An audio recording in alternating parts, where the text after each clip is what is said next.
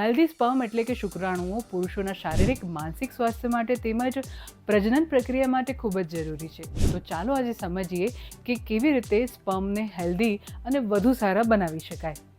સૌથી પહેલું છે કે પ્રોસેસ્ડ ફૂડને ટાળો. સેચ્યુરેટેડ ફેટ્સથી ભરેલા પ્રોસેસ્ડ મીટ અથવા તો ખોરાક પ્રજનન ક્ષમતા પર નકારાત્મક અસર કરી શકે છે. ઉપરાંત જંક ફૂડ ખાવાથી વજન વધે છે અને સ્વાસ્થ્ય સંબંધિત અનેક સમસ્યાઓ સર્જાઈ શકે છે, જે શુક્રાણુઓના સ્વાસ્થ્ય પર અસર કરે છે. લાંબા સમયથી વધેલો સ્ટ્રેસ શરીરમાં કોર્ટિસોલ હોર્મોનનું લેવલ વધારે છે, જેનાથી ટેસ્ટોસ્ટેરોનનું લેવલ અસંતુલિત થાય છે. આ સ્થિતિ શુક્રાણુઓના સ્વાસ્થ્ય પર અસર કરી શકે છે. સ્પર્મનું સ્વાસ્થ્ય અને ગતિશીલતા માટે આસપાસનું તાપમાન પણ મહત્વની ભૂમિકા ભજવે છે.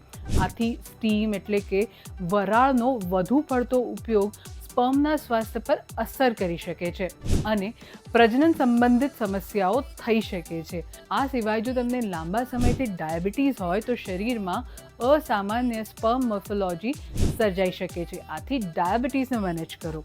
નિષ્ક્રિય જીવનશૈલી સ્થૂળતા, સ્ટ્રેસ વધો અને ડાયાબિટીસ કરી શકે છે.